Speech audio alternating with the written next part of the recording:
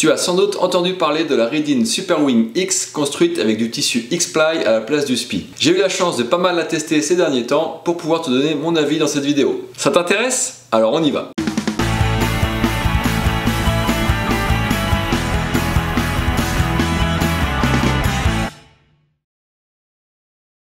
Salut les copains et bienvenue à Saint-Martin, Orion Bay, où j'ai pu peaufiner au chaud le test des Super Wing X 4.7 et 5.2 que j'avais commencé à 6 fours dans le froid. Avant de passer à la description du produit, puis à mon feedback sur l'eau, je fais une petite parenthèse réclame pour ceux qui découvrent la chaîne. N'hésitez pas à visiter les playlists et en particulier celle de Wingfoil avec une trentaine de tutos où je donne plein de conseils pour progresser. Je vous mets le lien à l'écran ici, et si ça vous plaît, abonnez-vous et activez les notifications pour ne rien rater de mes contenus. Allez, ça c'est fait, passons à ce qui nous intéresse, c'est-à-dire le test de la Reedine Super Wing X. D'abord, attaquons par le descriptif produit. Donc livré dans un sac large, épais et s'ouvrant entièrement pour former un tapis de sol pour se changer, la Super Wing X est dispo en 7 tailles. C'est 2.1, 2.8, 3.6, 4.2, 4.7, 5.2 et 6 mètres. Au niveau du prix, ça commence à 1099 € pour la 2.1 et on est à 1249 € pour une 4.7. La particularité de cette wing consiste donc à remplacer le tissu de SPI habituel par un tissu très fin et laminé autour d'une trame sur 3 axes. Ce tissu, on l'appelle le X-Ply. Il rappelle des tissus utilisés sur certaines voiles de windsurf ou certains bateaux à voile, mais en un peu plus fin. Même s'il n'est pas aussi cassant que le monofilm, il demande cependant à ne pas être trop chiffonné et en conséquence le pliage de la wing doit se faire méthodiquement en suivant une bande de SPI pour diviser par 2 la taille du paquet une fois replié. Vous allez me dire pourquoi essayer d'autres tissus, y a-t-il vraiment une pénurie de SPI? Alors oui, c'est vrai, mais le X-Ply et sa trame présente l'avantage d'un allongement extrêmement faible comparé au SPI qui est ok sur certains axes mais vraiment élastique sur d'autres. En revanche, le X-Ply reste apparemment un peu plus cher et aussi un peu plus lourd sur la balance et cela se ressent sur cette Super Wing X dont j'ai pesé la 4.7 à 2,9 kg. À moins que ce soit les lattes rigides présentes sur la chute ou peut-être un peu des deux, c'est assez difficile à dire. Donc sur la Super Wing X, le designer Damien Gérardin a choisi une distribution des panneaux radiale et le X-Ply est déjà bien en tension en statique. On note globalement une bonne qualité de fabrication générale avec un leading edge aux coutures renforcées et avec par exemple 3 épaisseurs d'acron au centre du leading edge pour une rigidité maximale. La latte centrale est courbée et sa partie arrière est directement attachée au X-Ply. Les poignées sont au nombre de 2 sur les petites tailles et 3 à partir de 5.2.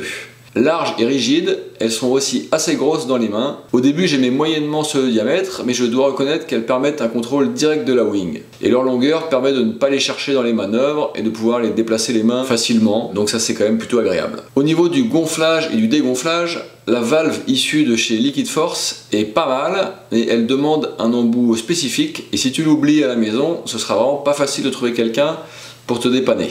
2 tubes de 9 mm assurent la circulation de l'air avec la latte, ça marche bien au gonflage, mais c'est un peu plus long au dégonflage. Perso, j'aurais bien aimé voir un bouchon de Quick Deflate sur la latte centrale, surtout qu'il faut la plier en deux dès le début du rangement par rapport à la bande de SPI là, qui est au milieu de X-Ply. Passons maintenant au test sur l'eau. Commençons d'ailleurs avec les points forts. Dès que je suis parti sur l'eau avec, c'est d'abord la sensation de stabilité et de non-déformation de la wing qui m'a frappé. Franchement, j'avais jamais senti ça avant et c'est assez impressionnant. Le comportement est vraiment très direct avec peu ou pas de mouvement parasite, sans que la wing soit trop figée pour autant. Ce n'est pas non plus une tôle qui ne respirerait pas et ça reste agréable en navigation. La propulsion emmène vers l'avant avec une efficacité remarquable. Avant de voler, on n'a pas forcément une sensation de puissance plus importante, mais une fois qu'on est parti, c'est une machine d'efficacité cette Super Wing X. J'ai particulièrement apprécié la stabilité de la wing et sa tenue dans le vent fort absolument bluffante. La wing se déforme peu et la limite, c'est juste sa capacité à contrer sa puissance. La sensation de contrôle est assez unique. Parce que souvent, avec des wings en spi classique, dans le vent fort, en fait, ce qui nous limite, c'est que la wing elle se déforme tellement qu'en fait, elle devient intenable parce que ça tire une fois dans un sens, une fois dans l'autre sens. C'est la galère. Là, c'est vraiment, ça bouge pas, c'est contrôle, juste que ça tire quoi. Avec sa répartition de profil et sa stabilité, on peut naviguer sans forcément border à fond, et la wing continue de propulser. Surtout, elle ne revient pas vers le rider. Encore une fois, c'est particulièrement appréciable au près, où on force moins qu'avec les autres wings, qu'il faut absolument border. Avec très peu de flappement, ça capte fort avec cette machine de remontée au vent. La puissance pour s'envoler en saut et surtout la sustentation proposée en l'air sont impressionnantes elles aussi. À la redescente, comme la wing ne se plie pas sous la force du poids et de la gravité, ça porte beaucoup mieux et ça plane vraiment plus longtemps. L'avantage du X-Ply, c'est aussi que l'on peut plus ou moins voir à travers. On voit mieux qu'à travers le spi, évidemment, mais c'est quand même un petit peu obstrué, donc c'est mieux de toujours lever la wing pour s'assurer qu'on a le champ libre. Pendant que j'y suis sur ce que j'ai bien aimé sur cette Super Wing X, les longues poignées sont top pour ne pas avoir à les chercher dans les manœuvres, et je le disais tout à l'heure, leur rigidité apporte un bon contrôle. Et pour finir sur les points forts, évidemment, je me suis aussi pris quelques boîtes avec cette wing, notamment une avec le foil qui est venu cogner le X-Ply sans qu'il se déchire, ou alors, c'était une bonne surprise d'ailleurs, et une autre où je suis carrément, enfin même plusieurs autres où je suis carrément tombé dans la wing, et bon, je n'ai pas eu à déplorer de problème. Après, c'est difficile de conclure sur ce sujet de la solidité, mais si le tissu pouvait être plus solide que le spi, ce serait quand même magnifique. Malheureusement, j'ai aussi ressenti quelques points faibles dont je vais vous parler maintenant.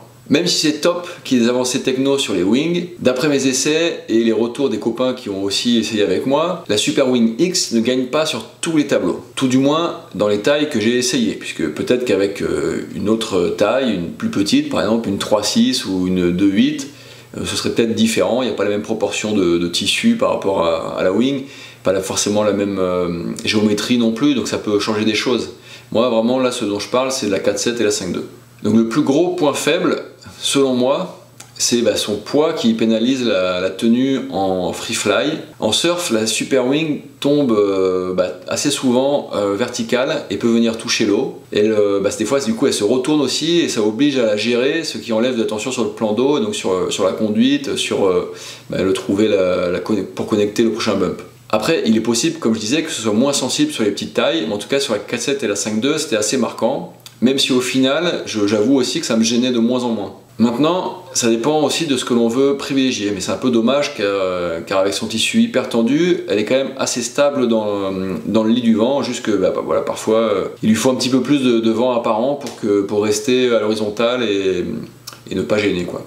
Par ailleurs, si la puissance de la Super Wing X est indéniable une fois lancée, j'émets un petit doute sur son efficacité au pumping dans le light. Ou alors, il faut peut-être un peu moins la gonfler. C'est un peu le défaut de ses qualités, elle se déforme très peu, ce qui est top 99% du temps, et ce léger manque d'élasticité et de retour, elle travaille un petit peu moins, ça pénalise un petit peu l'efficacité au pumping, selon moi. Autre point certainement perfectible, le dégonflage et le pliage sont un petit peu contraignants, même si ça passe, on s'habitue. Une fois pliée, la wing prend un peu plus de place qu'un modèle classique, mais tout en restant convenable, c'est pas non plus une longue voile de windsurf. On a quand même déjà le foil, la planche, je veux dire c'est pas plus long qu'un mat foil en fait, donc ça passe, ça reste convenable. Et donc ça ne m'a pas gêné outre mesure, mais je sais que certains ont trouvé que ça prend quand même trop de place parce qu'ils sont habitués à avoir une aile en spi qui est au final un tout petit baluchon. Donc maintenant, si je dois dresser le bilan, Reedin